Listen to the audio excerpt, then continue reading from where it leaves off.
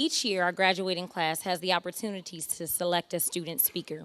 This year's speaker is Ren Bedell. Ren has a warm smile. He's a leader. He's committed to his own personal development, and he's gifted far beyond what you see. He actually was my accompanist as a gifted musician in the SCNM talent show. So please join me in welcoming Ren Bedell.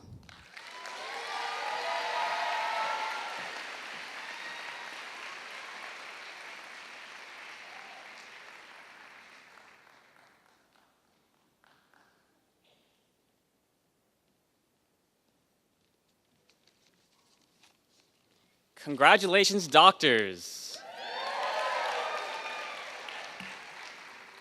It feels like it's been a long time coming. Looking back, how we all got started so long ago. 4 years ago, we all met for the first time. I remember sitting in a circle, attaching little trinkets that we've had onto a stick that we didn't know was going to be displayed for everybody to see. And every time I pass that stick, I reminisce about us meeting for that first time. And I remember thinking, I'm going to be stuck with these people for the next 4 years. And while some people may get doubts about going through medical school, I don't, because I got to meet all of you. You don't get to choose your family, and I'm lucky enough that I got to get with you guys. But our medical experience wasn't just limited to our immediate family, though. We have our extended family, too. Yeah, family of my family. You were temporarily demoted to an extended family. But today is a celebration for you as well. Congratulations, you get your family members back.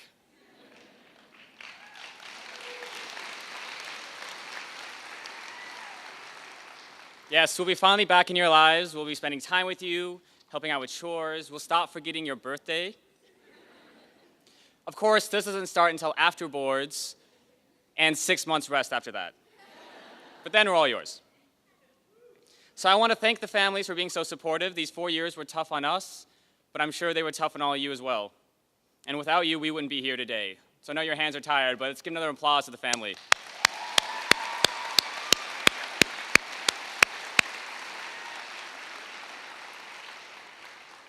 My family has been super supportive, and I wouldn't be here without them. We have a family motto, and it's peace and love. It's what my parents and my siblings all live by. Compassion can sometimes seem like a rare thing nowadays, but not for you guys. You're all the most compassionate people I've ever met. I want to do a quick reflection on what we've been through. We juggled around 30 credits of classes with assignments and exams. We had lives of patients in our hands. We had our own personal life with work, families, hobbies, Breaking Bad, and we never had time to sleep. But what did we do on the weekends and on our short breaks? We did volunteer medical missions to Mexico, Haiti, Philippines, and Thailand. And I don't mean the beaches. We would go to developing countries on our days off, sit in damp, hot buildings with no AC, or even in the hot sun, to see around 30 to 60 people who relied on us for health care. That's amazing. Like, whenever we had a moment to ourselves, we would only spend it on others. And even while in school, it wasn't just about going to class and getting the grades.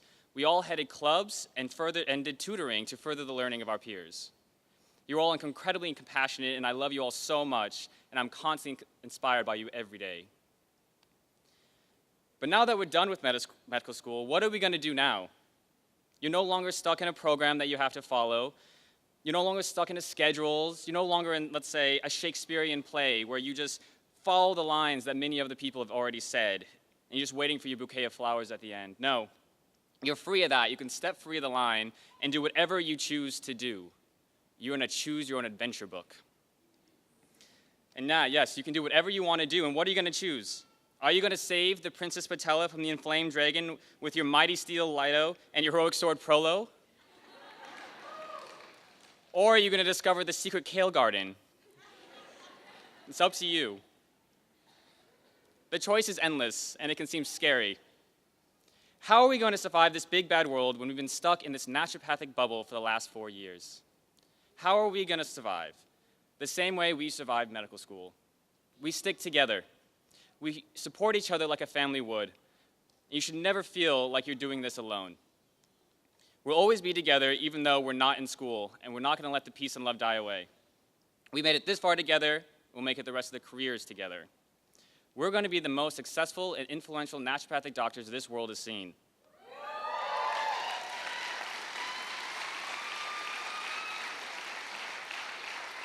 People will come to see you from across the world because you're going to offer what no one else has, compassion and love, because that's exactly what people need, and that's what you already are. But as a speaker, I should do more than just tell you to be yourself. It is my duty to impart some wisdom that I've attained over my many long years of life. But my ego isn't that large for me to think that I'm wiser than any of you. So instead, I'm going to look to the experts, to the source of true wisdom we have trusted for centuries, which is fortune cookies. So let's see what the wise ones say. So the first one says, now is the time to try something new. There are many other programs out there. You guys can go back to school, no problem. Okay, the second one is, let it go, let it go. The perfect girl is gone. Here I stand in the light of day. Let the storm rage on. The cold never bothered me anyway. So I know that's an incredibly annoying song now, and I apologize to the parents with little ones where they're going to be singing that forever. But Princess Olaf has got it right. We may not be worldly accepted yet, and you may get a little bit of negative feedback from people in the outside world. But hold your head up high, hold to your principles, and the cold won't bother you. So the last one says, don't fry bacon in the nude. PBD. That's plant-based diet for anybody out there. So I actually do think that you're all my family. I know we just say it, but for me it's real. I see you as my siblings, my parents, and even my children. We've gotten to be so close, we practically saw each other every day for 4 years. And because we know each other so well that I honestly can say that I know you guys too well. Yeah. And I love each and every one of you. And you made these last 4 years the best 4 years of my life. And I'm going to miss seeing you every day. I'm going to miss walking down the halls, getting accosted by hugs. I'm going to miss the laughter, the smiles, and how we like to poke fun at each other. And I'm going to miss seeing our growth, and how in our first years, taking vitals was the scariest thing that we did. We would sweat and shake whenever we had to do it. But now I see you guys doing injections, rectal exams, and cutting off moles without batting an eye.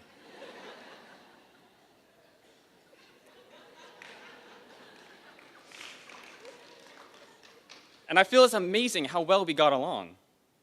I'm not saying there wasn't the occasional drama, but 82 exhausted students stuck in a small room for 4 years, and I still can say that I love you? And how can we say that we're going to miss each other? And every day, I love you more and more.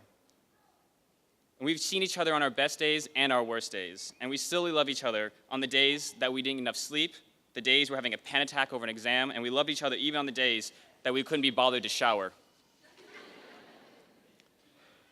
We love each other more than the word love means. It's not even strong enough. We got through the last 4 years because we sacrificed our little precious time to support each other. Love isn't a strong enough word because we didn't say it or feel it, we showed it. The undergrad that I went to had a medical department, and some of those students would do whatever it takes to get a leg up. I saw students steal notes, break each other's laptops, or tell each other's the exams to be the wrong day. But our class, we send out friendly reminders when assignments are due, we create study guides and share them with everybody, and we always help each other out the last minute. Besides school, we always had a shoulder to cry on if it was needed as well. And I'm sure that though there's 82 of us here today, we made it 82 because we all did it together. Of all the actions we use to show love, our favorite is probably as simple as giving hugs. You're all a bunch of huggers. Even the bros, they're all about the vertical snuggle. And it's going to be weird going into community about the excessive going to a community that the excessive amount that we hug may not be accepted.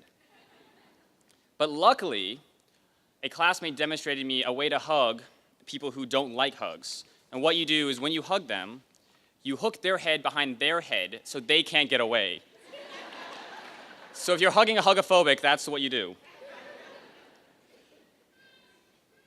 And this may be the last time that we're all in a room together, except for maybe boards, which I don't think is going to have the same feeling to it. And it's sad to think about. It's my happiest moment of my life and the saddest moment of my life. Yay, I finished a milestone. Now can we all live in a hippie commune together and never be apart? So I want to cherish this moment the best that I can. Because we're all going to be scattered across America, and we're all going to be doing great things. We have residents who had to compete with other graduates to get the position they have now. We have other graduates who are working with amazing established doctors already because they offered something that that doctor can't do. And then we have crazy graduates who decided to learn business as well, and they're making their own practice from the ground up. And so I'm so happy for each of you, but I think we should try to hold on physically to what we can. So I want just one giant hug with everybody right now. It's going to be kind of hard with the chairs, but everybody get up and just put your hands across to everybody. Because it's not a moment I want to forget, seeing my family graduate.